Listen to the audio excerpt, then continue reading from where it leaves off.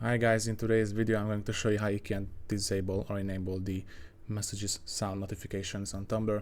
So first things first, what you're going to do is head over to tumblr.com, and after you're logged in you can just head over to the settings tab, and on the right hand side of the screen you should be able to see the dashboard section.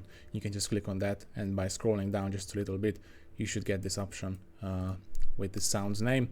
So you can just go ahead and disable or enable this feature if you wish to receive or not receive messaging sounds.